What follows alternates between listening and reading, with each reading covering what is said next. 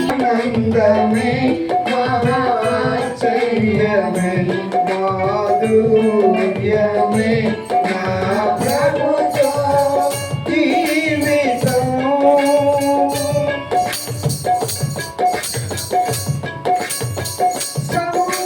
సౌవలీలలో జగ్గిని పోలిన వారయున్నారు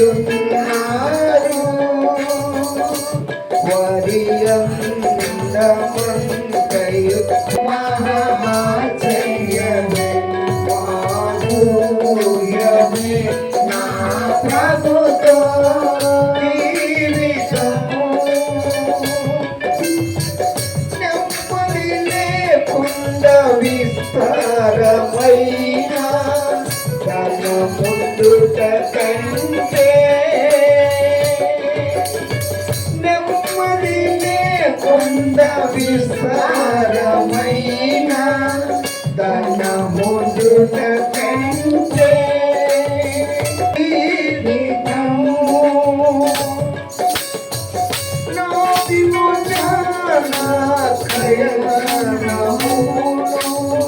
చెల్లించిన ప్రభునే నా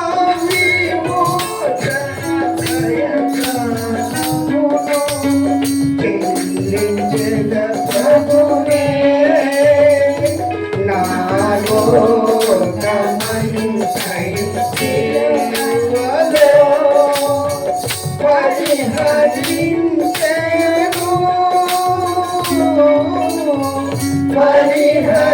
పరిహరించేను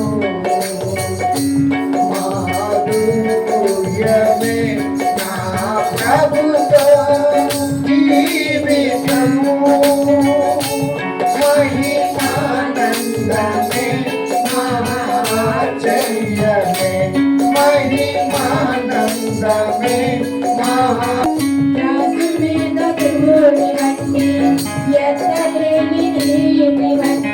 స్వల్పమైన దానిగా పోరాటం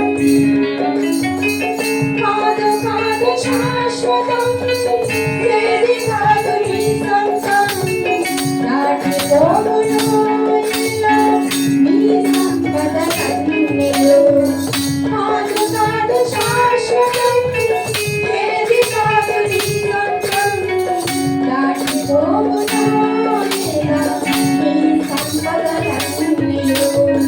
ఇంతలోనే కనబడి అంతలోనే మాయమయ్యే అల్పమైన దానిగా మారాటం త్రాసు మీద ధూళి వంటి ఎత్తలేని నీటి వంటి స్వల్పమైన దానిగా పోరాటం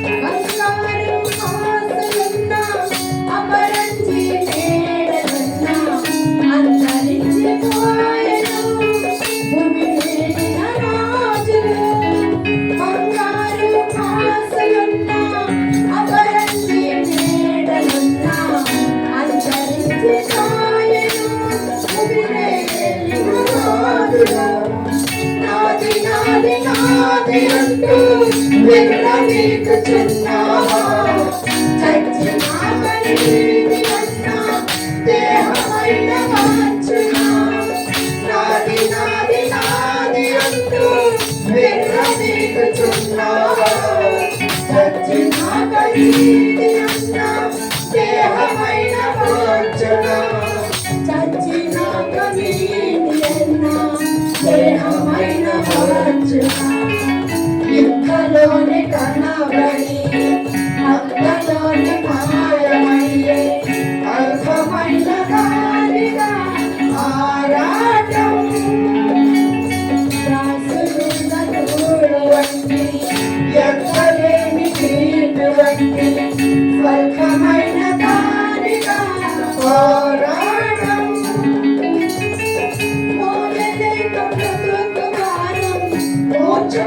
వీరందరూ జగలోని ఆక్రందనలు మారు భూమి లోకములో మోయలేక బ్రతుకు భారం మోర్చబోయిరందరూ జగలోని ఆక్రందనలు మారు భూమి లోకములో ఆశ్రయించు యేసుని అనుకూల సమయమున చేర్చు నిన్ను మోక్షరాజ్యం నడుపు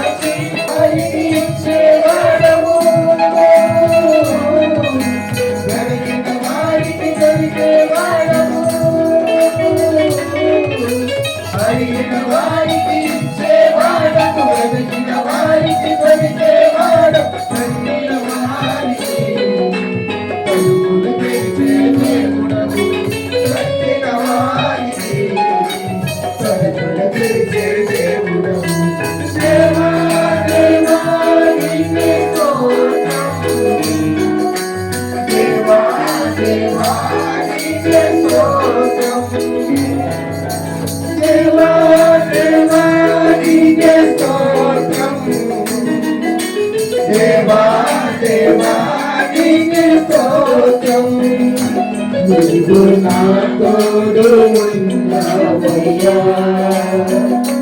నాకు యేసయ్యా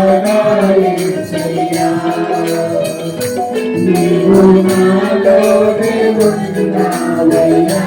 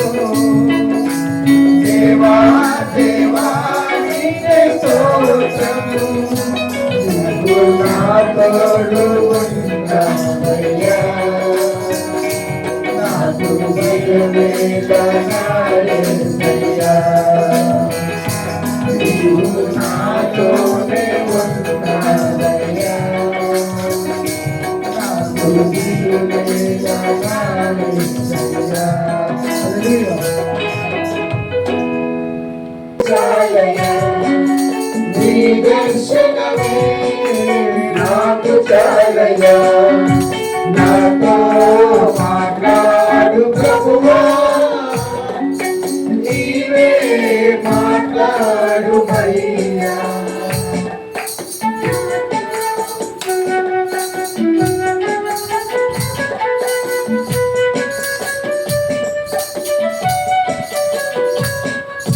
నీ వాక్యమే నన్ను బ్రతికించేది నాదనలో నెమ్మదినిచ్చేది నీ వాక్యమే నన్ను బ్రతికించేది నాదనలో నెమ్మదినిచ్చేది నాతో మాట్లాడు జీవితాంతము ఆరాధించు నిన్నే లోకరక్షకుడా ఆనందించు నీలో జీవితాంతము నీ కృపయంత ఉన్నతము వర్ణించలేని స్వామి నీ కృపయంత తుది వరకు నడిపించు యేసయ్యా నా తోడు నీవుంటే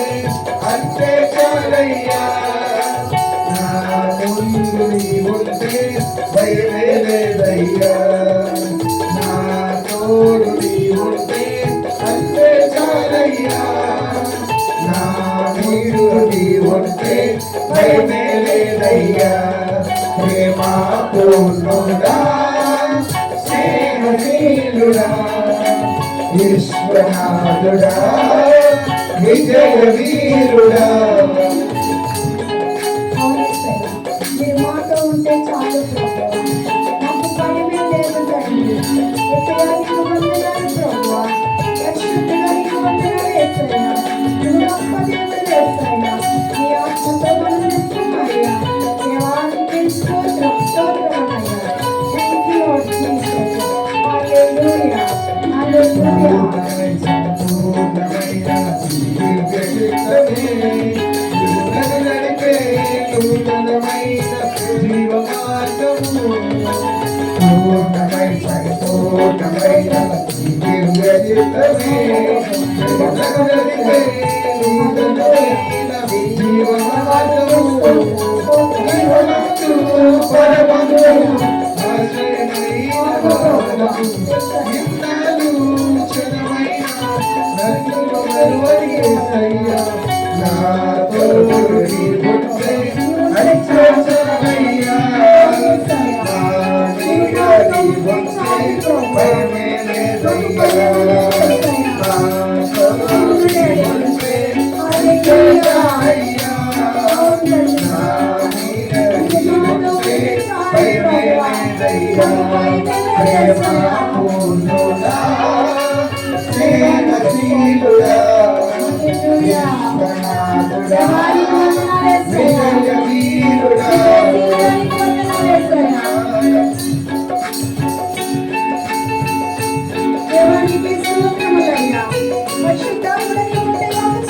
త్వరగా పాటల ద్వారా దేవుని మైంపరిచాను. దేవుడు మన మధ్య నుండి ఆత్మపూర్ణుడిగా ఉండి మన యొక్క ఆరాధనని స్వీకరించినందుకు చదువుతున్నాం.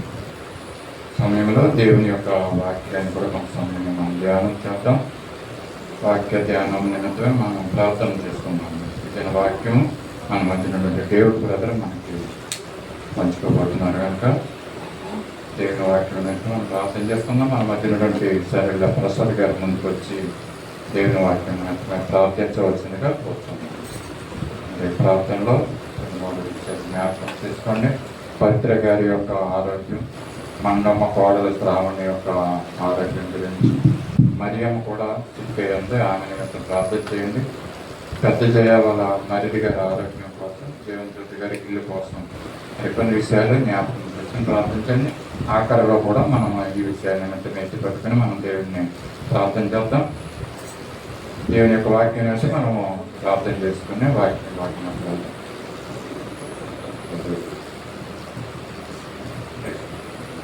ప్రార్థన చేసుకున్నాను. పరిశుద్ధుడా, ప్రేమ కలిసియా, నీ ఘనమైన నామానికి వందనాలు స్థితిని స్తోత్రాలు.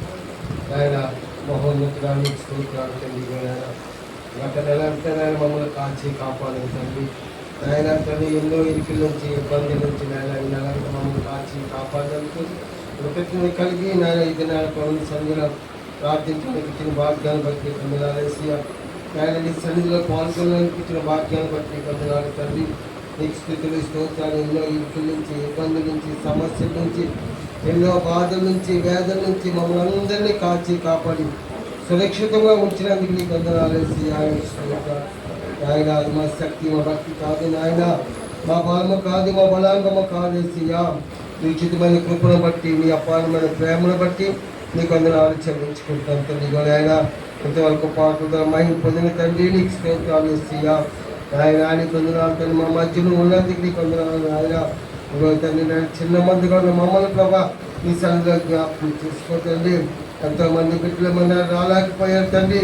ఏ సమస్యల వల్ల ఏ పరిస్థితుల వల్ల రాలేకపోయారు మాకైతే తెలియదు తండ్రి. ఆయన నిశ్చితమైతే నీ బిడ్డలతో మాట్లాడి ఆయన మందిరానికి నడిపించిన ఆయన నీ పొందినాలేసియా. ఆయన తండ్రి యెహోవా దేవుడిగా గల జనులు ధన్యులంటావు తండ్రి. నిశ్చితాలు ఆయన బిడ్డలు అలాంటి ధన్యతను కలిగి ఉన్నారు తండ్రి. నీ సన్నిధిలోకి వచ్చి నిన్ను స్థితించే భాగ్యాలు బిడ్డలకు దాయించే బాబయ్యా వేసయ్యా. నీ పొందినాలు తండ్రి. వారికి ఉన్న ప్రతి ఆటంకాలు తొలగించిన ఆయన నీకు స్తోత్రాలు. ముందు స్థానము నీకు ఇచ్చే వారుగా బిడ్డలు వాడుకో తండ్రి. నీకు వందనాలు వేసయ్యా. ఆయన నీకు స్తోత్రాలు స్థుతులు నాయన. నాయన తండ్రి దినాలు చూడలేక ఈ సమయం లేక నాయన ఈ అవకాశం లేక మాకంటే గొప్పవారు గనులు నాయన అందరు చందాలు కలిగారు, పేరు ప్రత్యేకత కలిగారు నాయన.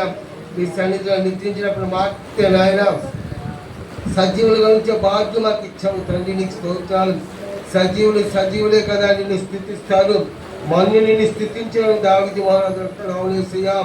సజీవులుగా ఉన్న మేము నీ యందు భయభక్తులు కలిగి నాయన మా ఆత్మ దేహాలతో నిన్ను ప్రవర్తించే జీవితాలు మా ప్రతి ఒక్కరికి దయచే నాయన. నీ యందు భయభక్తి గల జీవితము దయచే, యథార్థమైన జీవితము, నమ్మకమైన జీవితము, నిన్ను కలిగిన జీవితాలు మాకు దయచే నాయన. నీలో అంతకట్టబడే జీవితాలు మాకు దయచే. దినదినము నాయన శారీరకంగా కాకుండా ఆత్మతో ఆత్మతో ఎదుగుదల మాకు దయచే నాయన. నీకు స్తోత్రాలు తండ్రి. నాయన మమ్మల్ని పరిశుద్ధపరిచి నాయన మీరు ఆకలి కొరకు సిద్ధపడే జీవితాలు మా ప్రతి ఒక్కరికి దయచే బాబయ్య.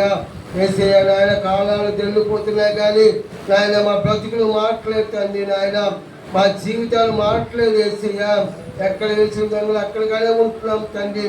అలాంటి స్థితి కాదు నాయన, నువ్వు ఉమ్ము వేస్తానంటావు తండ్రి. నీకు స్తోత్రాలు నాయన. విలువెచ్చిన స్థితి మాలోంచి తీసివే నాయన.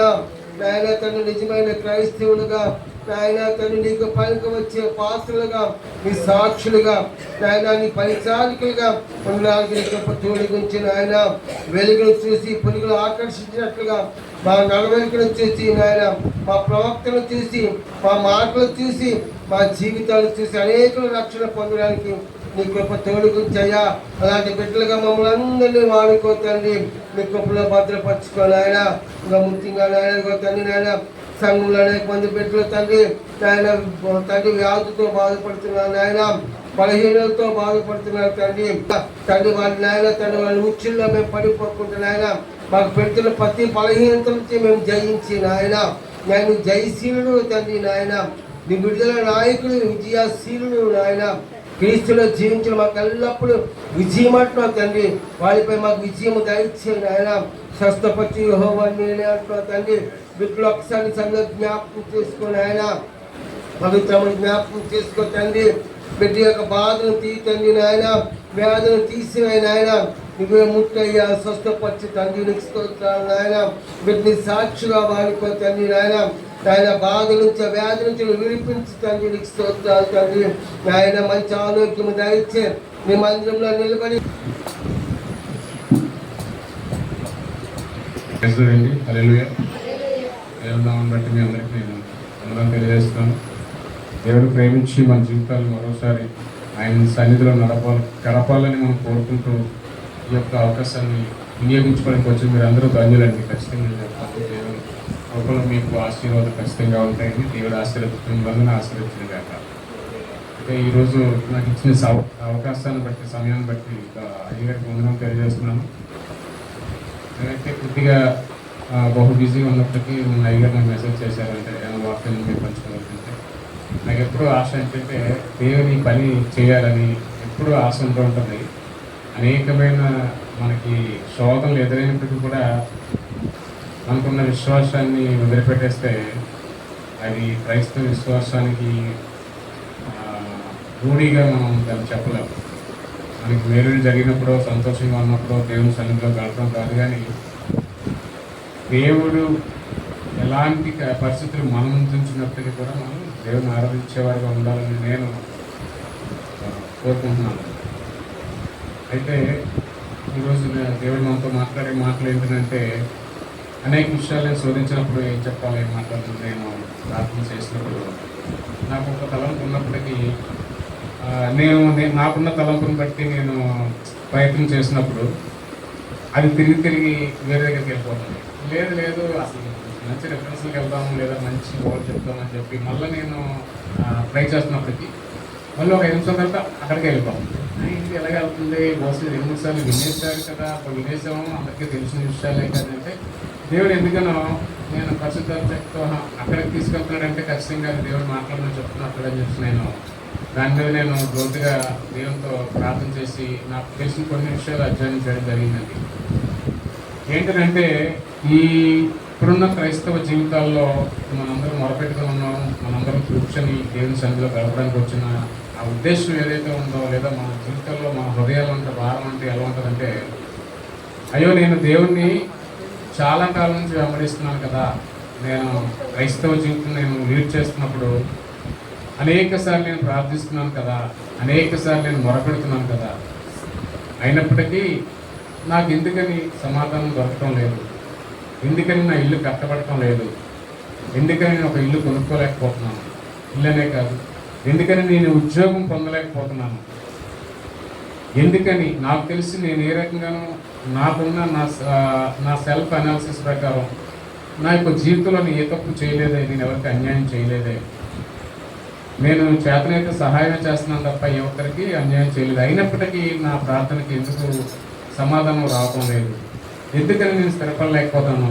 ఎంత సంపాదించినా ఎంతమంది సంపాదించినా ఆ నెల చివరికి ఆ ఖర్చులకి, ఆ ఇంటి అద్దెలకి, ఆ మెడికల్ బిల్లులకి, చదువులకి మాత్రం అంటే మనం సంపాదించినంతా చిరిగిపోయిన గోను సంచులో వేసినట్టుగా అయిపోతున్నాయి అని అనేక మంది ఎదురు చూస్తూ ఉంటున్నారు అక్కడ క్రైస్తవ జనాంగం ఎవరైతే ఉన్నారో. అంటే ఈ నిరీక్షణకి ఎన్ని సంవత్సరాలు నేను వెంబడించాలి, ఎన్ని సంవత్సరాలు ఎదురు చూడాలి నాకు ఆశీర్వాదం రావాలంటే, ఎన్ని సంవత్సరాలు నేను కష్టపడాలి నాకు మంచి ఆరోగ్యం పొందాలంటే, ఎన్ని సంవత్సరాలు నేను చూడాలి నా కుటుంబం సంతోషంగా ఉండాలంటే.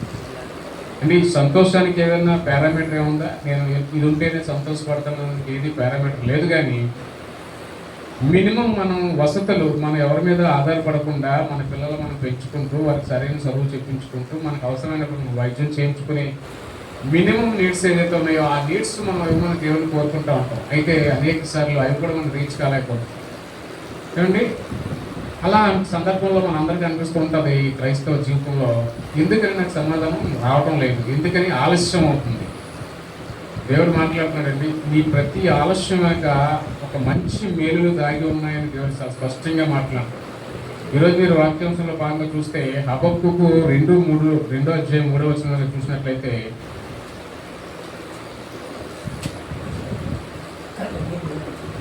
హబక్కు 2వ అధ్యాయం 3వ వచనం ఉంది.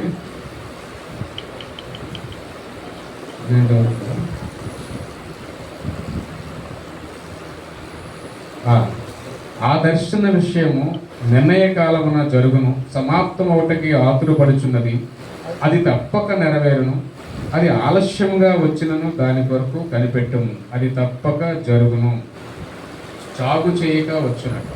వీళ్ళైతే దాని ముందు వచ్చిన చూడండి, ఏ దర్శనం అంటే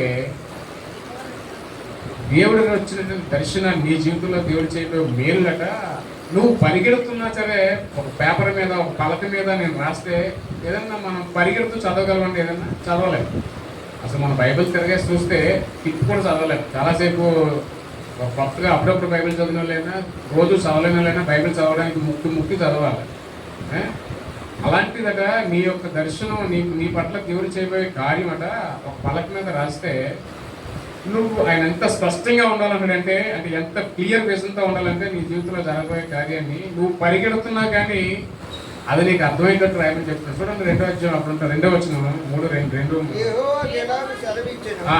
చదువువాడు పరిగెత్తుచు చదువు వీలగునట్లు నీవు ఆ దర్శన విషయమును పలక మీద స్పష్టంగా వ్రాయు. చాలు సరే ఎవరుగా ఎంత స్పష్టంగా చదివారు అంటే పరిగెత్తువాడు కూడా ఆ పలక మీద రాసిన చదువుతూ పరిగెత్తువాడు కూడా చదవగలిగాడు. అంటే నీ పట్ల ఉన్నటువంటి దేవుడికి ఉన్న ఉద్దేశం ఏదైతే ఉందో, నీ పట్ల ఏదైతే దేవుడు మేలులు దాచి ఉన్నాడో ఖచ్చితంగా అది నెరవేరుతుందట. ఎందుకు ఎలా అంటే దేవుడు స్పష్టంగా నీ జీవితంలో పెట్టేశాడు. నీకంటూ కేటాయించబడితే దేవుడు నిన్నట్టు ఆశీర్వదించాలని ఆయన అనుకున్నప్పుడు తల్లి గర్భంలో నువ్వు రూపింపక మునివే నువ్వు ఆయన చెక్కుబడి ఉన్నావు కాబట్టి నిన్ను ముద్రించుకున్నాడు. కాబట్టి నువ్వు నేను ఈ ఊరికే ఈ మందిరంలో ఈ సమయంలో దేవుని మాటల కోసం ఎదురుపెట్టి చూడడానికి మనం రాలేదండి. మనకున్న అనేకమైన దినాలలో మనకి నెలకు ఒక దినం మనం సంపూర్ణ ప్రార్థనగా మనం పెట్టుకున్నామంటే నీ జీవితంలో జరిగిన మేలులు జ్ఞాపకం చేసుకుంటావేమో, లేదా నీకు కావాల్సిన మనవలు ఇక్కడ పెడతావేమో. దేవుడు నీకోసం ఎదురు చూస్తున్నాడు, దినమల్లో నీకోసం నేను ఎదురు చూస్తున్నాను.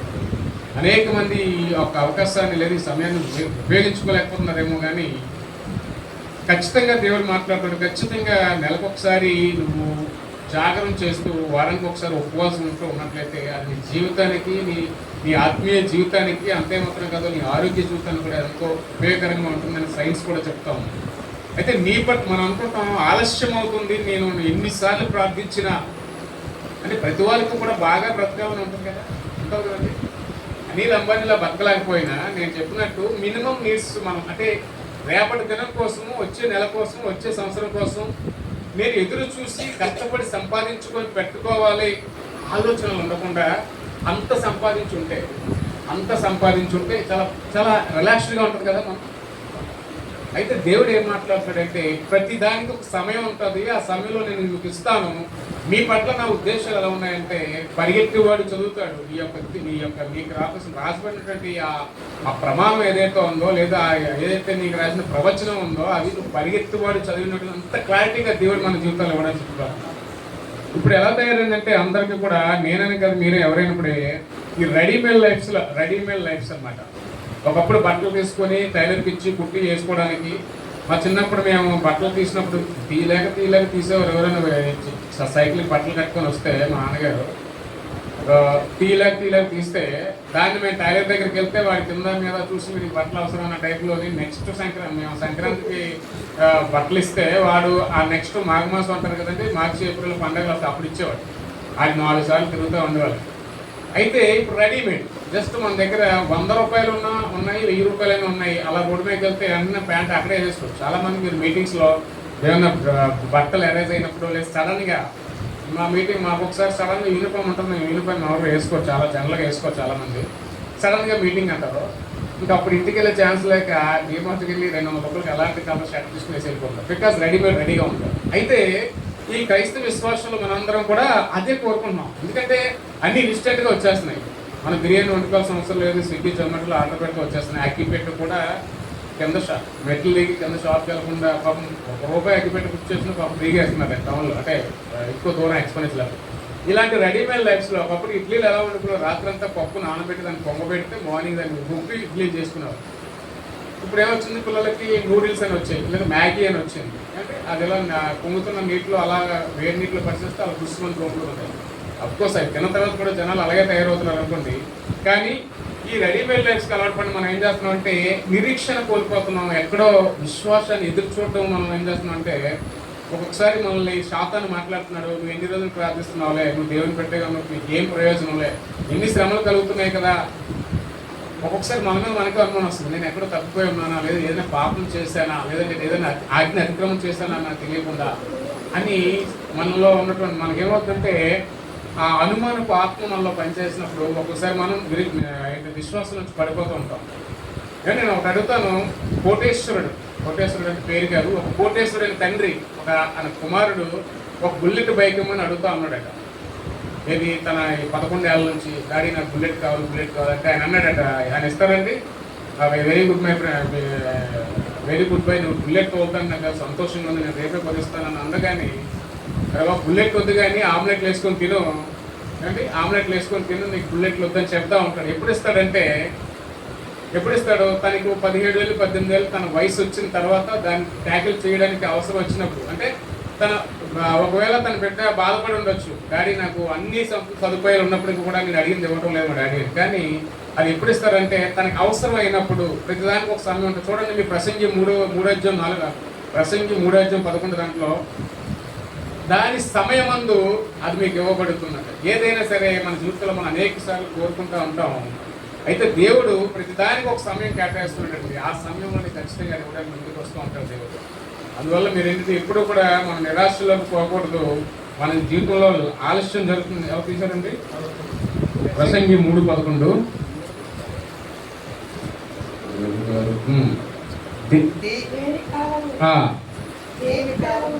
దేని కాలమునందు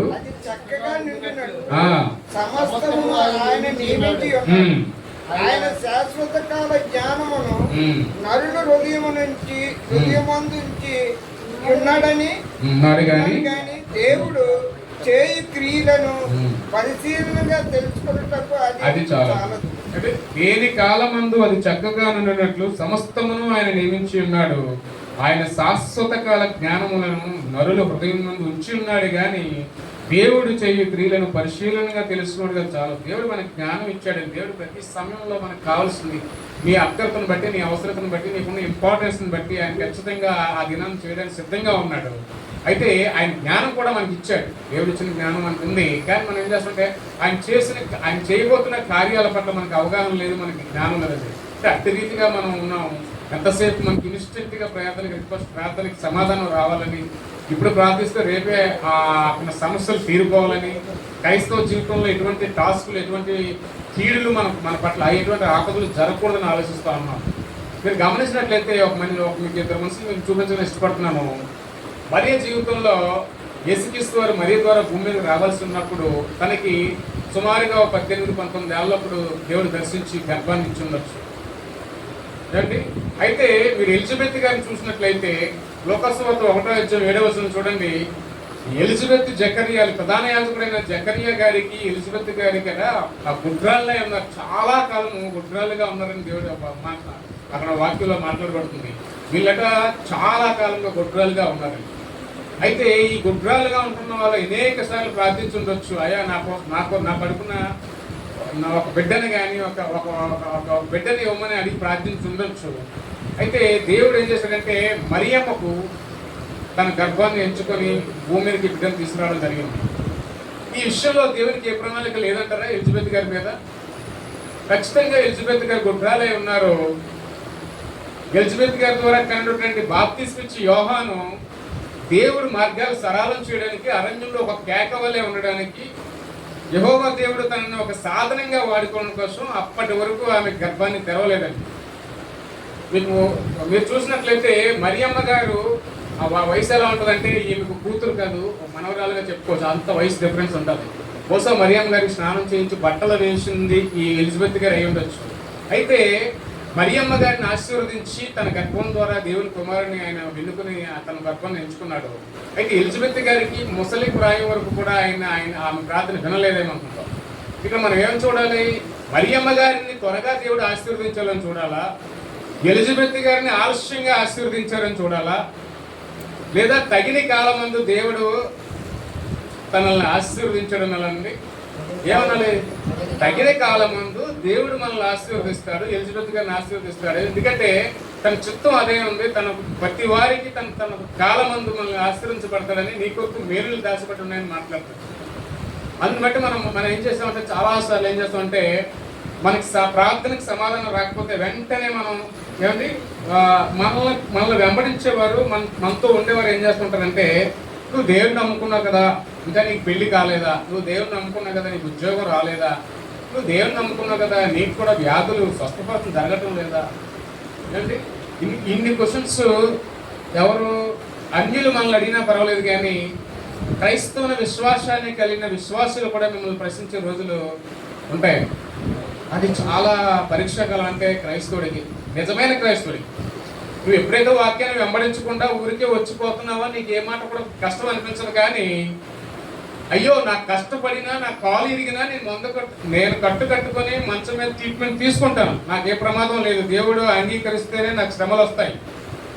మీరు గమనించుకొని రాత్రికాల సమయంలో దేవుడు మాట్లాడుతున్నాడు, నిన్ను ఇష్టపడితేనే నీ జీవితంలో దేవుడు శ్రమలకు అంగీకరిస్తాడు. నిన్ను ప్రేమిస్తేనే, నీ కుటుంబాన్ని ఆశీర్వదించాలనుకుంటేనే నీకు శ్రమలు దేవుడు ఖచ్చితంగా నీకు శ్రమలు ఇస్తాడు దేవుడు. అట్టి శ్రమల ద్వారా మనం భూమి మీద ఈ విశ్వాస భ్రష్టులుగా అయిపోకూడదు. కానీ నీ యొక్క శ్రమలు ఏమవుతాయంటే, నేను ఖచ్చితంగా దేవుడు నీకేదో అద్భుతం దేవుడు దాచిపెట్టి ఉన్నాడు, మీ కొరకు ఏదో ఆశీర్వాదం దాచిపెట్టి ఉంది. చిన్నది ఆలోచించండి. ఒక్కొక్కసారి నేను ఇంటికి వెళ్ళినప్పుడు నాకు మా బాబు ఏదో ఇండియన్ చెప్తారు, వెళ్ళి పట్టండి అది పట్టండి. ఒక్కొక్కసారి నిజంగా మర్చిపోతాను, ఒక్కొక్కసారి తెచ్చి కూడా నేను బండిలో పెట్టేసి మర్చిపోయినంటాను. లేదా వాళ్ళ మీద నాకు ఏమైనా కోపం ఉంటే, తినకూడదని కోపం ఉంటే గట్టిగా అరుస్తూ ఉంటాం. కానీ వారు బాధపడతారని ఒకసారి గద్దించిన తర్వాత, అవసరమైతే ఒకసారి కొట్టిన తర్వాత, మీరు గమనించండి చాలాసార్లు మన పిల్లలు కొట్టిన తర్వాత మా జాయిస్ చెప్తూ ఉంటుంది, డాడీ అమ్మ ఎప్పుడైనా కోపం వస్తే కొడతారు, కానీ కొట్టిన తర్వాత ఒక గంట తర్వాత ఇదివరకు ఎప్పుడూ లేని ప్రేమను చూపిస్తుంది. మీరు ఫీల్ అయ్యి ఉంటారు. అది అంటే మీరు కూడా ఫీల్ అయ్యి ఉంటారు. ఎందుకంటే ఒక తల్లి తండ్రిలో ఉన్న లక్ష్యం తన పిల్లలు పాడైపోకూడదని తనకు కావాల్సిన ఈవులు ఇస్తారు. కానీ అది ఎలా ఉంటుందంటే మన లోపల హృదయం ఎంతో మెత్తగా ఉన్నప్పటికీ వాళ్ళు బయటికి పాడైపోతే కర్కశంతో ఉన్నట్టు ఉంటాం. కానీ అది అలా పెంచుకుంటే పిల్లలు ప్రయోజకులు అవుతారని ఉంటారు. కానీ నీ దేవుడు కూడా ఏమంటే ఇహలోకంలో తల్లిదండ్రులకి అన్ని ప్రణాళికలు ఉంటే నీ దేవుడికి ఎంత ప్రణాళికలు ఉంటాయి? నీ జీవితంలో దేవుడి కష్టాలను ఎలా చేస్తున్నాడు అని అంటే ఏమండి నిన్ను పాతాలని తొక్కేస్తున్నారు కష్టాల ద్వారా అనుకుంటే ఏమండి నువ్వు పాతాల నుంచి పతాక శీర్షికని దేవుడిని నిలబెట్టబోతున్నాడు. హల్లెలూయా. మీరు చూసినట్లయితే క్రైస్తవ సమాజంలో అనేక మంది పెద్ద పెద్ద దైవ సేవకులు వారి జీవితంలో తిండికి రూపాయి లేని ఒక మెతుకు కూడా తినలేని అనేక మంది సాక్ష్యాలు మీరు వింటే ఉంటారు. వాళ్ళ జీవితాల్లో చూసినట్లయితే అనేక లక్షల కోట్ల మందికి ఇన్స్పిరేషన్గా తయారయ్యారు వాళ్ళ సాక్ష్యాలు మనం వింటూ ఉంటాయి. అండి అప్పుడు మనకి రాదా? మనకి ఏంటి? ఆయన పట్టుకున్న దేవుడు మళ్ళీ అంగీకరించడా, మనల్ని ప్రేమించడా ఖచ్చితంగా చేస్తాడు. అయితే నువ్వేంటంటే విశ్వాసాన్ని చల్లిపోకుండా జాగ్రత్తగా ఉండాల్సిన దేవుడు మాట్లాడుతున్నాడు. ఇంకొక ఇద్దరు మనుషులు మేము ముందుకు తీసుకుని వస్తాను. మీరు యోహాను సువార్త 11వ అధ్యాయం 7వ వచనంలో యోహాను సువార్త 11వ వచనంలో లాజరు ఏమంటే యోహాను సువార్త 11వ అధ్యాయం 5వ వచనంలో చూద్దామండి. ఎవరినైతే దేవుడు ప్రేమిస్తాడో, ఏ కుటుంబాన్ని అయితే దేవుడు ప్రేమిస్తాడో ఆ కుటుంబానికి శ్రమలకు దేవుడు అలౌ చేస్తాడు. నిన్ను ప్రేమించినప్పుడే దేవుడు చదవమ్మా. యేసు మార్తాను సహోదరుని లాజరు ప్రేమించాడు. అతడు రోగి అయి ఉన్నాడని యేసు వినినప్పుడు తానున్న చోటునే యేసు అట మార్తను తన సహోదరుని లాజరును ప్రేమించాడండి. అదేంటది? దేవుడు ప్రేమించానన్నాడు. ప్రేమించిన లాజరు ఏమైందండి? చనిపోయాడు రోగం పట్టి. ఏమండి ఆ లాజరుకి బాగోలేదని బెతనీయ పట్టణంలో గ్రామంలో వాళ్ళు ఉన్నప్పుడు ఏమండి వారికి ఆయన ప్రేమించిన యేసు ప్రేమించిన లాజరుకు తన ఒంటిలో రోగం చేసింది. ఆయన పరిస్థితి బాగోలేదని యేసుకి కబురు పెట్టినప్పుడు యేసు వెంటనే రాలేదు. కానీ మరొక 2 రోజులు అక్కడ ఉండి ఇతని దగ్గరికి వచ్చినట్టుగా మనం చూస్తాం. ఏమండి దేవుడు ప్రేమించలేదా? దేవునికి తెలియని వారికి ఏమైనా కష్టం వచ్చిందా? దేవుడు ఎంతో ఇష్టంగా ప్రేమించిన లాజరు కుటుంబానికి మనం చూసినట్లయితే తనకున్న 2 సహోదరులు ఆయన కూడా దేవుని అంగీకరించారు. అనేక సార్లు మన భూమి మీద మన ఈ లోకంలో చూస్తూ ఉంటాం. పాపం భార్య ఎంతో ప్రయాసపడుతూ ఉంటుంది దేవుని పట్ల. ఎందుకంటే తనకు తెలుసు నిజమైన దేవుడు ఈయనని, నిజమైన దేవుని అంగీకరిస్తే మనం ముందుకు వెళ్తామని. కానీ భర్త ఎంత మాత్రం లక్ష్య పెట్టాడు. కొన్ని కుటుంబాల్లో భర్త ఎంతో ఇష్టపడుతుంటే దేవుని సేవించడానికి ఆరాధించడానికి ఇష్టపడుతుంటారు. ఏమంటే నిజంగా దేవుని ఆరాధించిన వారికి, సేవించిన వారికి మంచి బట్టలు వేసుకోవాలని, మంచి తిండి తినాలని, ఏమండి మంచి కార్లో తిరగాలని, మంచి ఇంట్లో ఉండాలని ఉంటుందా? రియల్గా చెప్పండి. అస్సలు వాళ్ళ గురి ధ్యేయం ఎప్పుడు కూడా నాకు తెలిసిన నేను నమ్ముకున్న దేవుణ్ణి, నా నిజమైన స్నేహితుని ఎవరికైనా పరిచయం చేయాలి, ఈ భూమి మీద నశించిపోతున్న ఆత్మను ఒక్కటైనా పట్టుకోవాలని ఉంటుంది తప్ప సొంత ప్రయోజనం ఎప్పుడూ చూసుకోరు. అటువంటి వారికి బ్యాంక్ బ్యాలెన్స్ ఉండకపోయినప్పటికీ దేవుడు ప్రతిరోజు తన పొట్ట నింపుతూ ఉంటాడు. హల్లెలూయా. నేను ఆ కుటుంబాన్ని అనేక సార్లు మన దగ్గర డబ్బులు లేవని చింతిస్తున్నాం అందుకని ఒక్కొక్కసారి మనం అనిపిస్తుంటుంది, నేను 365 రోజులు నేను కొనుక్కొని తిన్నానా, నాకు అంత స్తోమత లేదు కదా, ఇన్ని రోజులు తిన్నాను అనిపిస్తుంది. కానీ దేవుడు నన్ను పోషిస్తాడు. ఆకాశ పక్షులు పోషించిన దేవుడు నీ కొట్టలు సమృద్ధిగా నింపపోయినప్పటికీ నేను ప్రతిరోజు నీ బచ్చాన్ని నీకు ఇస్తాడు. అయితే అనేక సార్లు మనం ఏం చేస్తుంటే దేవుని ప్రేమించిన పిల్లలుగా నేను ఒకటి కోరుకుంటాను. ఎప్పుడు నేను ఆశయం అంతా ఒకటే, ట్రూ గాస్పెల్ ఫెలోషిప్లో ఎవరైతే ఉన్నారో నేను నా కుటుంబం మొత్తం యెహోవాను సేవించదు అనే మాట ఏదైతే ఉందో ఆ మాట చొప్పున ప్రతి ఒక్కరు తల్లిదండ్రులు, పిల్లలు, భార్యలు, భర్తలు అందరూ కలిపి దేవుని ఆరాధిస్తే ఎంత ప్రయోజనకరం అంటే మీరు అక్కడ చూసినట్లయితే లాజరును స్వస్థపరచడానికి దేవుడికి అంటే తన కబురు పెట్టిన తర్వాత కూడా ఆయన అంటాడు, ఇది నువ్వు చనిపోవడానికి వచ్చిన రోగం కాదు కానీ దేవుని నామాన్ని మహిమపరచడానికి వచ్చినటువంటి ఈ రోగంగా ఆయన చూస్తూ ఉంటాడండి. గమనించారా? మన జీవితాల్లో అనేక వ్యాధులు మనం చోటు చేసుకుంటుంటాయి. నేను దేవుడికి అతి సమీపంగా తీసుకురావడానికి బహుశా దేవుడి అంటే లక్ష్య పెట్టకుండా ఏదన్నా వ్యాపకాలతో బిజీ అయిపోయి ఆయన అంగీకరించలేకుండా ఉన్నావేమో. అయితే ఇటువంటి శ్రమల ద్వారా, ఇటువంటి వ్యాధుల ద్వారా, ఇటువంటి రోగాల ద్వారా మరొకసారి నిన్ను దేవుడు మొడతాడు అన్నమాట. వెనక నీ తల మీద ఒకటి ముట్టి నువ్వేం చేస్తున్నావు అని అడిగితే మనం వెంటనే అలర్ట్ అయిపోయి ఏం చేస్తామని దేవుని పాదాలు పట్టుకొని నిజమైన ప్రేమను అప్పుడు చూస్తాం. హల్లెలూయా. నిజమైన ప్రేమ ఎప్పుడు జరుగుతుందంటే నీ కష్టాల్లో ఉన్నప్పుడు, నువ్వు మొత్తబడినప్పుడు, నీకు నీ జీవితాల్లో నువ్వు నువ్వంటే చెప్పసత్యం కానీ శ్రమలు వస్తూ ఉంటాయి ఒక్కొక్కసారి. అయితే దేవుడు నిన్ను మరణించేలా చేయడు కానీ ఖచ్చితంగా దేవుడు నేను లేవనెత్తి. ఎందుకంటే నువ్వు ఆయన ముందే మాట్లాడినా నీకు నా కొరకు నీ కొరకు ఆయన ప్రాణం పెట్టి వచ్చిన దేవుడు నన్ను రక్షించడానికి ఆయన వాడుకుంటాడు. మన ప్రతి వాళ్ళ పట్ల ఒక ప్రణాళిక ఉంటుంది. ఖచ్చితంగా మనకి అటువంటి సమయాన్ని తీసుకురాడు, కానీ నీకు ఆ శోధనలోని ఆ వ్యాధుల్లోని బాధల్లోని ధైర్యాన్ని ఇచ్చి వాటిని ఎదుర్కొనే ఓర్పును నీకు ఇస్తాడు దేవుడు. మీరు అక్కడ లాజర్ని చూసినట్లయితే ఆయన రావచ్చు, స్వస్థపరచవచ్చు అని. అప్పుడు ఆ లాజర్ వచ్చినప్పుడట ఆ బేతనీయ బట్టలో అందరూ మాట్లాడుతూ ఉంటారు. మరియం అయితే అసలు మాత్రం అసలు బయటికి రాదట, వేసి వస్తున్నారని అక్కడికి. ఎందుకంటే ఆయనకు కోపం ఏదో ఉంది, బహుశా నా కబురు పెట్టినప్పుడు వచ్చి నా తమ్ముడిని రక్షించలేని వాళ్ళు ఏమొస్తాడని. అయితే దేవుడు వాళ్ళు ఏమనుకున్నప్పటికీ ఆ ఊరు ప్రజలందరూ అనుకోవచ్చు, ఎప్పుడు చూసారో జనరల్గా అంటూ ఉంటారు, ఈ పాస్టర్ గారు వద్దన్నా ఇంటికి ప్రతిసారి వచ్చేస్తుంటాడు, అవసరం ఉన్నప్పుడు మాత్రం కనబడి అని అనుకుంటూ ఉంటారు. కానీ దేవునికి తెలిసి ఎవరిని ఎప్పుడు ఎలా పంపించుకోవాలి, ఎవరిని ఎక్కడ వాడుకోవాలనేది. అయితే జనరల్గా వచ్చే సామెత ఏమంటుంది, పెళ్ళి అయిపోయిన తర్వాత మేళాలు ఎవరు వాయించారు. అలాగే అనుకున్నారు యేసుక్రీస్తు వచ్చినప్పుడు. ఆయన చనిపోయి 4 రోజులు సమాధులు కుళ్ళిపోతున్నప్పుడు ఈయన వచ్చి ఏం చేస్తాడు అనుకున్నప్పుడు దేవుడు వచ్చాడు, ఆయన్ని పిలిచి లాజరు బయటికి రమ్మని. కానీ ఆయన సంఖ్యలో తెలుసుకొని బయటకు వచ్చిన చూడు. అయితే ఒకవేళ నువ్వు ప్రార్థించి కబురు పెట్టినా యేసుక్రీస్తు వారు వచ్చి ఆయన ముక్తి స్వస్థపరిచి నిలబడితే ఏం చెప్తామండి, నాకు జ్వరం వస్తే ఏం చేస్తావు, నాకు 104 ఫీవర్ వచ్చింది, నేను ప్రార్థించగా పాస్టర్ గారు ప్రార్థించగా నాకు జ్వరం తగ్గిందని నించో సాక్ష్యం చెప్తాం. నువ్వే కాదు, ఇక్కడ ఎవరు మీరు అనిల్ డాక్టర్ దగ్గరికి వెళ్ళి జ్వరం తగ్గిపోతుంది. అవునా కదండి? సో అలాగే యేసుక్రీస్తు వారు వెంటనే లాజరు లేకుంటే, వెంటనే లాజరు చనిపోకుండా స్వస్థపరిచుంటే ఈరోజు లాజరు బైబిల్ గ్రంథంలో రాసి ఉండకపోవచ్చు, అనేక మందికి మార్గదర్శనం ఉండకపోవచ్చు. మీకు అక్కడ చూసినట్లయితే యెరూషలేం పట్టణానికి బేతనీయ పట్టణానికి కోసుడు దూరం ఉందట. కోసుడు దూరంకి ఈ మరియా మార్తమ్మ సహోదరుడు మంచం మీద ఉన్నాడట, ఆయన చనిపోయి సిద్ధంగా ఉన్నాడట. యూదులు అందరూ వచ్చి ఆయన చూసి వెళ్ళిపోతూ ఉంటారట. మీరు చూసినట్లయితే యోహాను 5:19 ఉంటుంది. అంటే వీళ్ళందరూ వచ్చి చూసి వెళ్ళిపోతున్నారట. వీళ్ళందరూ వచ్చి చూసి వెళ్ళిపోతే, ఒకవేళ నువ్వు నేను అనుకున్నట్టు ఆయన చనిపోకుండానే దేవుడు బాగు చేస్తుంటే, ఎంతమంది ఆయన వచ్చి చూసి తర్వాత ఆయన బతికినప్పుడు మీరు అక్కడే చూడండి. యోహాను 5:45లో వీళ్ళందరూ కూడా ఈ సూచక్రియను చూసి విశ్వాసం ఉంచిరి. దేవుడు తగిన కాలమందు నా జీవితంలో మేలు చేయడానికి, స్వస్థపరచడానికి, నేను లేవనెత్తడానికి సిద్ధంగా ఉన్నాడండి. ఎందుకంటే మనం ఎప్పుడు కూడా ప్రశ్న చేయడానికి వీల్లేదు. ఆ లాజరుని ఎలాగైతే దేవుడు లేవనెత్తాడో నా జీవితాల్లో కూడా ఖచ్చితంగా ఆ యొక్క సహాయం, ఆయన హస్తం ఎప్పుడు మనం ముందుగా ఉంటుంది. అయితే మనం నిరీక్షణ కలిగి ఉండాలి.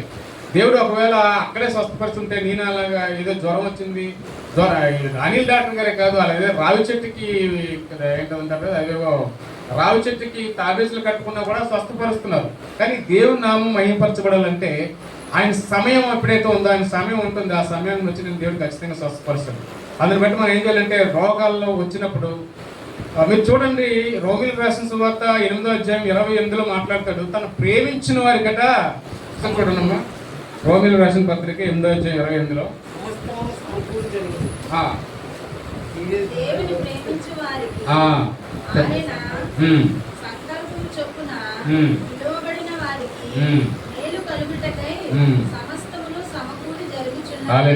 దేవుని ప్రేమించిన వారికి సమస్తము సమకూడి జరుగుతాయటండి. నువ్వు ఏమాత్రం సంకోచించాల్సిన అవసరం లేదు, ఏమాత్రం సంశయం అనుమానం చెందాల్సిన అవసరం లేదు. తను ప్రేమించే వారికి ఎలాగైతే ఆయన జీవితంలో శ్రమలు ఎలా చేస్తాడో అదే రకంగా ఆయనకి సమస్తం ఆయన ఇవ్వడానికి ముందుగా సిద్ధంగా వస్తాడట. అది మాత్రం మనం ఖచ్చితంగా గమనించుకోవాలండి. అనేక సార్లు మనం ఏం చేస్తుంటామంటే, మీకు తెలుసు, ఒక వంగ మొక్క వేసుకుంటే ఎన్ని రోజుల్లో పంట వస్తుందండి? ఒక వంగ మొక్క కానీ ఒక టమాటా మొక్క 15, 20, 24 రోజుల నుంచి అది పువ్వు పూసి, నెల రోజుల్లో కాయలు కాసి, 1.5 రోజుల్లో పళ్ళు ఇచ్చి, మ్యాక్సిమం 2.5 నెలలు 3 నెలల లోపు, 54-55 రోజుల్లో మనకు ఫలాలు ఇచ్చి చనిపోదు. ఈవెన్ వంగ చెట్టు అవని, లేదంటే టమాటా చెట్టు అవని. ఈ వంగ విత్తనాన్ని, టమాటా విత్తనాన్ని, పక్కన చింత విత్తనం వేస్తే ఇది చనిపోయేటప్పుడు దాన్ని మొలక కూడా రాదు. ఏది? చింత విత్తనం ఒక్క మొలక కూడా ఎత్తదు. మీకు సాగుతూ ఉంటుంది భూమి మీద, ఈ చింత చెట్టు వేసిన వాడు ఆ చింతపండు తినకుండా చనిపోతాడు. అంటే అలాగ నెమ్మదిగా, అంటే ఈ ఆశీర్వాదాలు ఇప్పుడు మనం ఎలా కోరుకోవాలంటే, నీ జీవితంలో, నీ శ్రమాంకంలో, లేదా నీ కుటుంబానికి, నీ పిల్లలకి ఉండేలాగా నీలో ఉన్నటువంటి ప్రార్థన బలం కానీ, నీకు ఉన్నటువంటి తృష్ణ కానీ అలా కలిగి ఉండాలి. కానీ ఇప్పుడు తినేసే దానికోసం, ఇప్పుడు ఇంట్లో పడుకుని సుఖపడే దానికోసం మన ప్రయాసం ఉండకూడదు. ఖచ్చితంగా ఆ చింత చెట్టు ఈ తరాలు, ఆ చింత చెట్టు తన ఫలాలు ఇచ్చేటప్పటికి ఒక తన మినిమం 105 సంవత్సరాలు ఒక్కొక్క చెట్టు బతికే చరిత్ర ఉంటుందట. అందుకే అంటుంటారు, చింత చచ్చిన తన పులుపు చావదని. ఈ వంగ చెట్టు ఎవరో టమాటా చెట్టు ఇచ్చినట్టు తన తక్కువ కాలంలోనే మనకి ఇన్స్టెంట్, నేను చెప్పాను కదండి, రెడీమేడ్గా ఇన్స్టెంట్గా వచ్చే కూడా ఏది నిలబడదు. ప్యాంటు షర్టు కుట్టించుకుంటే ఆ బట్ట చిరిగిపోయే వరకు కూడా ఆ కుట్లు వదలం. ఏమండి, రెడీమేడ్ షర్ట్ వేసుకొని మనం షర్ట్ వేసుకొని బండి మీద కాలు వేస్తే టక్కని మొత్తం ఇవన్నీ ఊడిపోతుంటాయి. అలాంటి ఆశీర్వాదాలు మనకు వద్దు, కానీ ఖచ్చితంగా దేవుడు శాశ్వత కాలం ఇచ్చే ఆశీర్వాదాల కోసం మనం ఎదురు చూస్తూ ఉంటాం. అనేక సార్లు మన జీవితంలో మనం పడిపోయినప్పుడు ఇవి మనం గుర్తు చేసుకుంటూ ఉండాలండి. ఎందుకంటే ఖచ్చితంగా ప్రతి వాళ్ళకి శ్రమలు వస్తాయి. శ్రమల్లో మనం నిలబడాలి, దేవుడు ప్రార్థించాలి, ఆయన తగిన కాలం మనం స్వస్థపరుస్తాను, దేవుడు మాట్లాడుతున్నాడు. అసలు ఈ శ్రమలే రాకుండా ఉండాలంటే ఏం చేయాలంటే సామెతలు 1:33 చెప్తాడు, దేవుడు తన ఉపదేశాన్ని అంగీకరించి వాడికి ఎట్టి బస్సులో కూడా శ్రమ చూడడం కాదు కదా, రానివ్వకుండా దేవుడు చేస్తానని మాట్లాడుతుంటాడు. సామెతలు 1:33 చూసినట్లయితే, నా ఉపదేశం అంగీకరించేవాడు సురక్షితంగా నివసించును, వాడు కీడు వచ్చునన్న భయము లేక నెమ్మదిగా ఉంటును. అసలు కీడు కాదు కదా, వచ్చిన భయం కూడా ఉండదట. నాకేమైనా అయిపోతుందేమో, నేనేమైనా లాస్ అయిపోతానేమో, నాకేమైనా జబ్బు వస్తుందేమో, నాకేమైనా వ్యాపారంలో లాస్ జరుగుతుందేమో, నాకేమైనా అపాయం జరుగుతుందేమో, ఏ భయం ఉండదట ఎప్పుడట ఆ ఉపదేశాన్ని అంగీకరించినప్పుడు. అయితే నువ్వు దేవుని అంగీకరించినప్పుడు అనేక సార్లు నీ శ్రమలు వచ్చినప్పుడు నీ మైండ్ ఎక్కడ పెట్టమన్నాడు?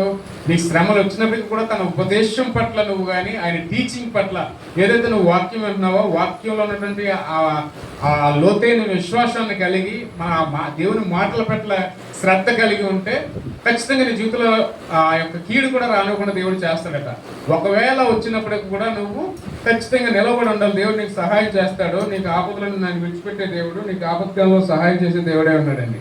అంత మాత్రం కాదు, అనేక సార్లట మనం కీడు వస్తే చాలు వెంటనే మనమే మనలో ఉన్న దురాత్మ లేదా మనలో ఉన్న అపవాదం ఏం చేస్తాడంటే, నువ్వు దేవుని నమ్ముకున్నావు కానీ నీకు ఏం ఉపయోగం, లేదా నువ్వు ఇన్ని రోజులు చర్చికి వెళ్తున్నావు కానీ నీకేం ఉపయోగం, నీలో ఉన్నటువంటి ఈ ప్రార్థన నేను ఏం చేస్తుందని మళ్ళీ ప్రశ్న అంటే ఆటోమేటిక్ మళ్ళీ ఏమవుతుందంటే ఆ అనుమాన ప్రార్థన మనలో ప్రేరేపించి మనల్ని పూర్తిగా దేవునికి దూరం చేయడానికి అపవాది సిద్ధం చేస్తూ ఉంటాడండి.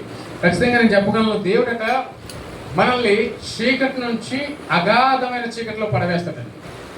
వాడు చీకటిలో ఉంటావు, దేవుడు ఏం చేస్తాడంటే నిన్ను మెరుగుపరచుకోవాలనుకున్నప్పుడు నీలో శ్రమలో కలుగు చేసి నిన్ను మళ్ళా ఒక బంగారం వల్ల మేలిం బంగారం వల్ల ఆయన మళ్ళీ తీర్చిదిద్దాలనుకున్నప్పుడు నిన్ను చీకటిలోంచి అగాధ చీకటిలో పడవేసి ఆ తర్వాత మధ్యాహ్నపు కాలం వెలుగులు ఎలా ఉంటాయో అంత ప్రకాశవంతమైన వెలుగులోకి నేను తీసుకొని వస్తాడట.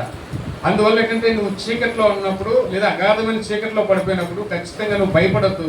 దేవుడు నమ్మదగిన వాడు కాబట్టి ఖచ్చితంగా నిన్ను మధ్యాహ్నపు వెలుగులు జీవితంలో ఎలా కలుగు చేస్తాడో అలాంటి అనుభవాన్ని నీ జీవితంలో ఖచ్చితంగా తీసుకొని వస్తాడండి. మీరు చివరిగా చూస్తే నేను ముగిస్తాను. 2 పేతురు 2వ అధ్యాయం 8వ వచనంలో చూడండి. 2 పేతురు 3వ అధ్యాయము 8, 9 నేను ముగిస్తున్నాను.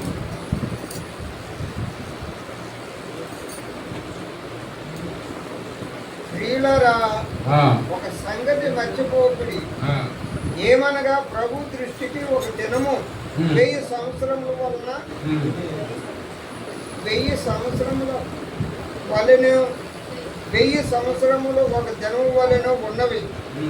కొందరు ఆలస్యమని ఎంచుకున్నట్లు ప్రభు తన వాగ్దానమును కూర్చి ఆలస్యం చేయవాడు కాడు, కానీ ఎవడనూ నశింపవలనని ఇచ్చింపక అందరూ మారు మనసు పొందవలని కోరుచు మీ ఎడల దీర్ఘశాంతము గలవాడై ఉన్నాడు. దేవుని పట్లగా మనకున్న ప్రణాళిక ఆయనకి ఎంత మాత్రం ఒక దినము 1000 దినములతో సమానట. 1000 దినములు ఒక దినముకు కూడా ఆయన చూడగలదు. అంటే నీకు ఆశీర్వాదం ఇవ్వగలంటే లేదా నీ పట్ల మేలు చేయాలంటే ఆయనకి ఎంత మాత్రం ఎంతో పనికొస్తే చాలా మంది వాటిని ఎదురు చూడలేక ఆ ఆలస్యం అవుతున్న తీరుని బట్టి వాళ్ళు దేవుని తప్పిపోతున్నట్టుగా మనం చూడొచ్చు. అందువల్ల మనం ఏం చేస్తామంటే నీ జీవితంలో జరిగే ప్రతి ఆలస్యానికి కూడా ఒక మంచి ఆశీర్వాదం ఉందని, దేవుడు తనకి ఇష్టమైన వారిని తను ప్రేమించే వారికి శ్రమలు ఎలా చేస్తాడని, అందుని బట్టి మనం ఏం చేయాలంటే విశ్వాసంతో ముందుకు సాగాలని ఖచ్చితంగా దేవుడు మాట్లాడుతున్నాడు. మీరు చూసినట్లయితే మన జీవితంలో కంటే ముందు మొట్టమొదటిసారిగా ఒక ఎలుగుబంటిని ఎలా చేస్తాడట. అంటే నిన్ను ప్రాక్టీస్ చేసి నువ్వు ఒక నేను మామూలు మాటలో చెప్పాలంటే నువ్వు ఒక నీరసమైన లేదా ఒక చవటవై ఉన్నావు. అంటే నీకు ఏ పని చేత కాదు, నీ డబ్బు నువ్వు సంపాదించుకోలేవు, నీ తిండి నువ్వు సంపాదించుకోలేవు, నీ కుటుంబాన్ని నువ్వు పోషించుకుని ఒక చవట మాదిరిగా ఉన్నావు. అయితే నీ జీవితంలోకి అలాంటి చవట జీవితంలోకి ఒక ఎలుగుబంటి నేను శ్రమను పంపిస్తాడట. అంటే ఎలుగుబంటి లాంటి శ్రమని నువ్వు మళ్ళీ జయించినప్పుడు ఒక సింహాన్ని పంపిస్తాడండి. అంటే ఆ సింహాన్ని కూడా నువ్వు జయించినప్పుడు గొలియాతు అనే పెద్ద సమస్యని జీవితంలో పంపిస్తాడు. ఏ సమస్యల నుంచి ఏ దేవుడైతే నేను సింహాలలో నుంచి విడిపించాడో, ఏ దేవుడైతే నేను ఎలుగుబంటి నుంచి విడిపించాడో, ఏ దేవుడైతే అంత పెద్ద గొలియాతు అనే సమస్య నుంచి విడిపించాడో అదే దేవుడు నీకు సౌలు నుంచి కూడా విడిపిస్తాడు. దేవుడు అబ్రహాం జీవితంలో కార్యం చేయలేదండి. ఎంత మాత్రం దావీదు జీవితంలో దావీదు ఎంతటి వాడండి. దావీదుని బహుశా ఇన్ని శ్రమలు ఎదుర్కోవడానికి అంటే సొంత మామయ్య సౌలు గారు ఆయన వెంటాడి ఆయన చంపేద్దాం అనుకున్నప్పుడు ఆయనకి ముందు నుంచి తన జీవితం పట్ల దేవుని ప్రణాళిక ఉంది కాబట్టి ఆయన గొర్రెల కాపరిగా ఉన్నప్పటి నుంచి సింహాలతోనూ ఎలుగుబంటులతోనూ ఫైట్ చేయడం నేర్పించాడండి. అక్కడ చేసిన ఫైట్ ఈ ఫిలిష్తీయుని గొలియాతుని ఆయన ఈజీగా ఆయన ఒడిశలతో కొట్టి చంపడానికి ఆయన దేవుడు ఆయనకంటే ప్రతి ఒక్క క్రైస్తవ జీవితంలోనే ప్రతి ఒక్క దేవుని బిడ్డలకి తనకు వచ్చే సమస్యల పట్ల దేవునికి అవగాహన ఉంటుంది. నీ జీవితంలో ఎలాంటి శ్రమలు ఎదుర్కోవాల్సి ఉంటుందో ఆయనకి ఆ సమస్తం ఎరిగిన దేవుడు నిన్ను ఆ యొక్క సమస్యల నుంచి, ఆ బాధల నుంచి, ఆ ఇరుకుల నుంచి విడిపించడం కోసం నేను ట్రైనప్ చేస్తూనే ఉంటాడు. బహుశా నువ్వు ఆ ప్రయత్నంలో దేవుడు నిన్ను వాడుకున్నప్పటికీ కూడా నువ్వు దేవుని లక్ష్య పెట్టక నువ్వు దేవుని మార్గం తప్పిపోయి ఉంటే నువ్వు బహుశా శ్రమల్లో పడిపోయి నువ్వు విడిపించుకోలేవేమో. కానీ దేవుని పట్ల నువ్వు నీకు శ్రమలు కలిగినప్పటికీ నువ్వు చర్చ విడిచిపెట్టకుండా, నీకు శ్రమలు వచ్చినప్పటికీ ఆయన ప్రేమను విడిచిపెట్టకుండా, ఆయన వాక్యం ఏం చెప్తుందో అని విడిచిపెట్టుకున్నట్లయితే ఖచ్చితంగా శ్రమలు కలుగు చేసినటువంటి దేవుడే ఆ శ్రమల నుంచి విడిపించుకునే జ్ఞానం కూడా నీకు దయచేస్తాడు. గొలియాతులటువంటి సమస్యను, సౌలు వంటి వాటి సమస్యను కూడా దేవుడు ఆ జయించి శత్రువులను సైతం క్షమించే గుణాన్ని దావీదుగా దయచేస్తాడు. అందువల్ల మన జీవితంలో జరుగుతున్న ఆలస్యానికి భయపడకుండా మన జీవితంలో అనేక సార్లు మొరపెడుతున్నప్పుడు మన ప్రార్థనలో కొంచెం ప్రతి ఆలస్యం వెనకాల నువ్వు అనేక సార్లు కనిపెడుతున్నావేమో సొంత గృహం లేదని, ఖచ్చితంగా నీకు మేలైన దేవుడు ఇవ్వడానికి ఇష్టపడుతున్నాడు. నీ బిడ్డలు స్థిరపడలేదని బాధపడుతున్నావేమో, వాళ్ళు ఎంత పెద్ద పెద్ద చదువులు చదువుకున్నారు, కేవలం 10,000 20,000 ఉద్యోగాలు చేస్తున్నావు అనుకుంటున్నావేమో. నువ్వు నిరీక్షణ కలిగి ఉండు, దేవుని ఆజ్ఞను మీరకుండా అంటే దేవుడి యొక్క కట్టడకు లోబడి ఉండు, ఆయన పై మాత్రం మోకరించి ఉండు. ఖచ్చితంగా నీ ద్వారాలు తిరుగుతాడు. నీ బిడ్డలు వారి మంచి ఆశీర్వాదం దయచేసి ఒక సాక్షులుగా దేవుడిని నిలబెట్టుకోగలుగుతాడు. అంత మాత్రమే కాదు, అనేక మందికి ఆరోగ్యం స్థిరంగా ఉండవు. అనేక మంది ప్రతి కుటుంబంలోనే ఆస్తున్నా లేకపోయినా ఆరోగ్యమే మహాభాగ్యం అన్నట్టు ఒక జీవితంలో ఒక్కరు పేషెంట్గా ఉంటే ఆ మిగతా 4 సంపాదించిందంతా కూడా హాస్పిటల్లో వెచ్చించాల్సి వస్తుంది. 90 డేస్ ఇప్పుడున్న ట్రీట్మెంట్ డేస్ని బట్టి చూస్తే. అంటే వాళ్ళు మనకు కావాల్సిందంటే మనకి దేవుడు కార్లు, అంతస్తులు, బంగ్లాలు ఇవ్వకపోయినా పర్లేదు కానీ మంచి ఆరోగ్యం ఇస్తే వాడు ఐశ్వర్యవంతుడండి. అందుని బట్టి మనం ఏం చేయాలంటే ఎప్పుడు నేను నిత్యం కనెక్టివిటీ అయ్యింది దేవునితో నిలకడగా ఉంటూ ఆయన ఎప్పుడు చెదిరిపోకుండా ఉన్నాడు. ఏంటి మనం ఆన్లైన్ పెట్టుకున్నాం అంటే నేను చాలాసార్లు చెప్పాను, ఇదంతా ఎక్స్పెండిచర్తో కూడుకున్న పని, ఏదో మనం సరదాగా ఆనవాయితీగా పెట్టలేదు. ఏంటంటే నేను అనుకోవడం ఇక్కడున్న 11 మందికి సమస్యలు ఉన్నాయేమో, ఈ 11 మందికి మేలులు జరిగి ఉన్నాయేమో, వీళ్ళు వచ్చి ఉంటారు అంతేనా?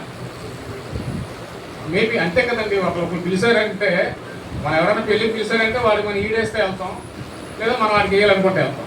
ఈ 2 లేనివాడు ఎవరు వెళ్ళరు. అలాగే ఉన్నట్టుంది. నీకు సమస్యలు లేవు, నీకు ఆశీర్వాదం కూడా లేదు, అంటే మిగతా రిజర్వ్డ్గా ఉన్నారు. సో అందుని బట్టి నీ విశ్వాసం ఎలా పనిచేస్తుందో వారికి మనం వదిలిపెట్టి మనందరి కోసం ప్రార్థించేద్దాం. ఒకనొక దినాన్న ఈ మందిరం ఆదివారం పూట ఎలాగైతే విశ్వాసంతో కలిగి ఉంటుందో ఆన్లైన్లో కూడా అంతమంది విశ్వాసం తనకున్న సమయాన్ని ఉపయోగించుకుంటే దేవుడు బహుశా నేను సంతోషపడతాను, అలాగే దేవుడు కూడా సంతోషపడతాను అనుకుంటున్నాను. హల్లెలూయా. ఈ చిన్న అవకాశం పాస్టర్ గారు వందనాలు తెలియజేసుకుని చాలా తీసుకుంటాను.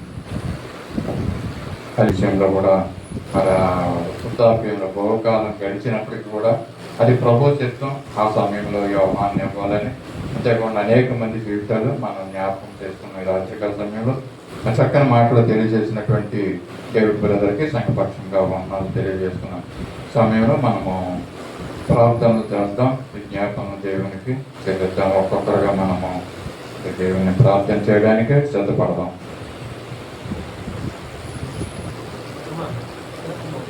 అంతర్గత కీర్తన నుంచి 149వ పాట దేవుని ప్రేమ ఇదిగో అనే పాటని పల్లవిని పాడుకుందాం. తర్వాత ప్రార్థన చేయవలసిన వారు సిద్ధపడవలసిందిగా కోరుతున్నాం. 149 ఆంధ్రప్రదేశ్ కీర్తన నుంచి. దేవుని ప్రేమ